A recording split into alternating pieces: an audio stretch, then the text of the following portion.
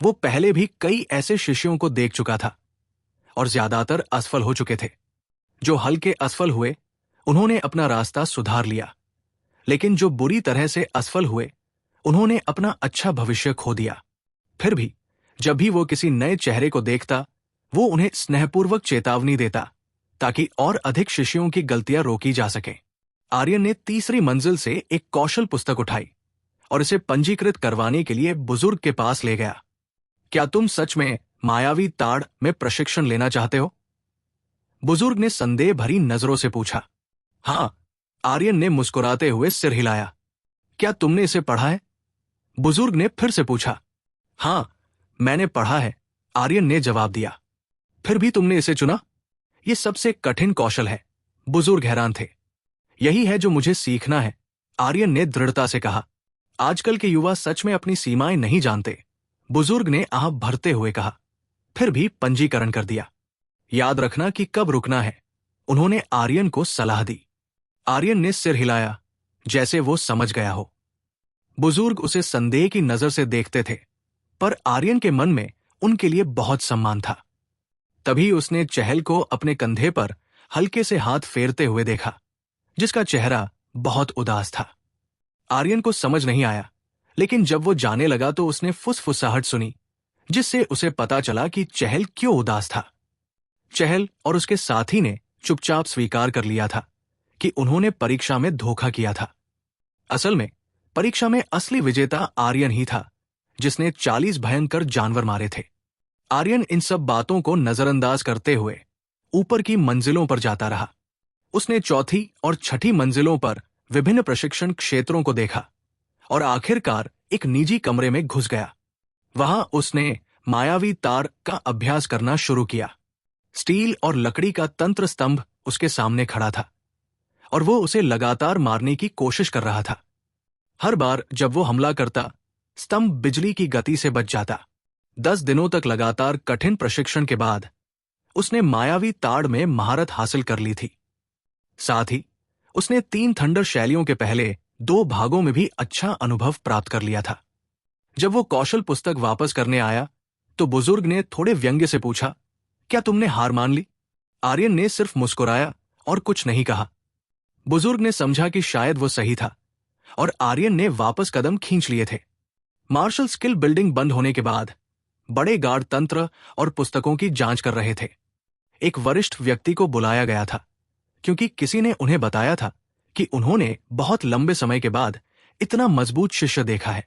जब वो बुजुर्ग छठी मंजिल के एक निजी कमरे में पहुंचा तो उसने देखा कि वहां का तंत्र स्तंभ बुरी तरह से क्षतिग्रस्त था। उसकी नजर में हल्के से मायावी ताड़ के निशान थे, लेकिन ऐसा करने वाले बहुत ही कम शिष्य थे। कुछ सोचने के बाद बुजुर्ग की आंखें चमक उठीं और वो चौंक कर बोले, क्या ये वही है जो मैं सोच रहा हूं?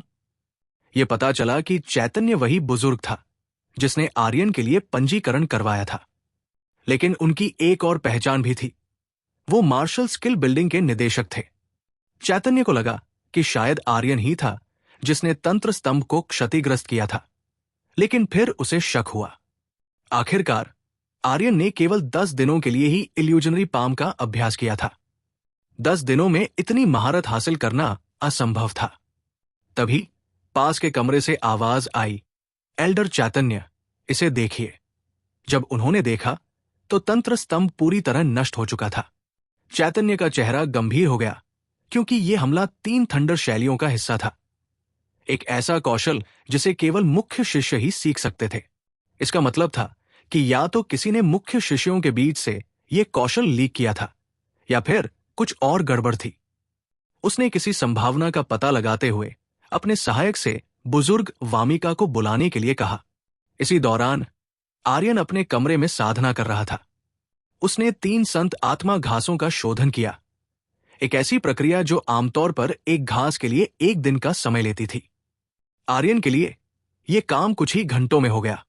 आमतौर पर कोई व्यक्ति अगर एक घास का 50% भी अवशोषित कर ले तो इसे अच्छा माना जाता है, लेकिन आर्यन ने पूरा अवशोषण किया। हालांकि उसे एक समस्या का सामना करना पड़ा। 3 संत आत्मा घासों के बाद भी उसे कोई सफलता का संकेत नहीं मिला। यह संकेत था कि उसकी दिव्य शक्ति हालांकि दूसरों से अधिक थी, लेकिन उसे और भी अधिक ऊर्जा की आवश्यकता थी। उसे समझ आया कि उसे भविष्य में साधना में दूसरों से अधिक ऊर्जा की जरूरत होगी। अगली सुबह आर्यन अपनी संत आत्मा घासों को लेकर अपनी छोटी बहन अदिति को ढूंढने निकला, लेकिन आंतरिक प्रांगण बहुत बड़ा था और किसी को ढूंढना मुश्किल था। तभी उसने दो युवाओं की बातचीत सुनी जो आध्यात्मिक औषधि शिकार के पंजीकरण के बारे में बात कर रहे थे। उसने उनसे इस बारे में जानकारी ली और उनके साथ पंजीकरण के लिए चला गया। आध्यात्मिक औषधि शिकार आर्यमान स्कूल का एक आयोजन था जिसमें आंतरिक प्रांगण के शिष्य भाग ले सकते थे। एक क्षेत्र में आध्यात्मिक औषधियां पाई जाती थी जिन्हें पकड़ना आसान नहीं था क्योंकि उनमें भी शक्तियां होती थी। आर्यन को यह सुनकर खुशी हुई क्योंकि उसे इन औषधियों की सबसे ज्यादा जरूरत थी। दोनों युवाओं ने आर्यन से पूछा कि क्या वो अकेले शिकार करने की योजना बना रहा है। उन्होंने उसे सलाह दी कि ये शिकार अकेले करना आसान नहीं है और उसे किसी गठबंधन में शामिल हो जाना चाहिए। आर्यन ने उनसे गठबंधनों के बारे में पूछा। उन्होंने बताया कि मुख्य गठबंधन वर्ल्ड अलायंस और तलवार अलायंस थे। वर्ल्ड अलायंस के पास सबसे ज्यादा सदस्य थे और तलवार अलायंस में वे लोग थे जो तलवार से लड़ाई करना जानते थे। उन्होंने ये भी बताया कि इन दोनों अलायंस के संस्थापक मुख्य शिष्यों में गिने जाते थे। फिर छोटे भाई ने बहस करते हुए कहा कि सबसे ताकतवर विंग्स अलायंस है। हालांकि उनमें सदस्य कम थे, लेकिन वे 1 से 100 लोगों पर भारी पड़ सकते थे। आर्यन को यह सब सुनकर और भी उत्सुकता हुई और उसने विंग्स अलायंस के बारे में पूछा। छोटे भाई ने कहा कि विंग्स अलायंस आंतरिक प्रांगण में एक किंवदंती की तरह है। विंग्स अलायंस शायद ही कभी नए सदस्यों की भर्ती करता है, लेकिन जब वे करते हैं तो वे ऐसे लोगों को चुनते हैं जो किसी इंसान के भीतर छिपे ड्रैगन की तरह शक्तिशाली होते हैं। विंग्स अलायंस में केवल 32 सदस्य हैं, लेकिन वे आंतरिक प्रांगण में बहुत प्रसिद्ध हैं। उनके दिल एक है और वे एक दूसरे को अपने शरीर के हिस्सों की तरह समझते हैं। जो कोई भी उनमें से किसी एक को चुनौती देने की हिम्मत करता है, उन्हें निश्चित ही इसका बदला मिलेगा। 2 साल पहले आर्यमान प्रांत के एक तीसरे दर्जे के स्कूल ने विंग्स अलायंस के एक सदस्य का अपमान किया था। जवाब में विंग्स अलायंस ने उस स्कूल को खत्म कर दिया। इतना ताकतवर, यह सुनकर आर्यन हैरान रह गया।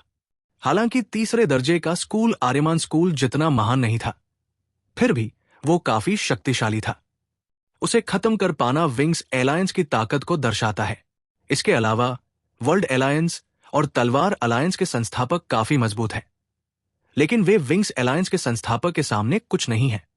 कहते हैं कि विंग्स अलायंस के संस्थापक ने 11 साल की उम्र में आंतरिक प्रांगण में प्रवेश किया था। 14 साल की उम्र में मुख्य शिष्य बन गए और 16 साल की उम्र में आर्यमान स्कूल के नंबर 1 शिष्य थे। लेकिन अफसोस, अब वो आर्यमान स्कूल में नहीं है। 16 साल की उम्र में उसने इसे छोड़ दिया और तब से कोई नहीं जानता कि वो कहाँ गया। छोटे भाई ने गहरी निराशा के साथ कहा। उसका नाम क्या था? आर्यन और भी उत्सुक हो गया। मुख्य शिष्य आर्यमान स्कूल के सबसे प्रतिष्ठित सदस्य होते थे और उन सभी को प्रतिभाशाली माना जाता था। विंग्स अलायंस का संस्थापक उनमें से सबसे शक्तिशाली था। वो कितना अद्भुत होगा? उसका नाम धनुष है। छोटे भाई ने सावधानीपूर्वक उसका नाम बताया। धनुष। आर्यन ने उस नाम को ध्यान में रखा क्योंकि वो सच में याद रखने लायक था। और मैंने सुना है कि हमारी आंतरिक अदालत की एक प्रसिद्ध सुंदरी एल्डर वामिका भी विंग्स अलायंस की सदस्य है और वे सबसे मजबूत मुख्य शिष्यों में से एक है।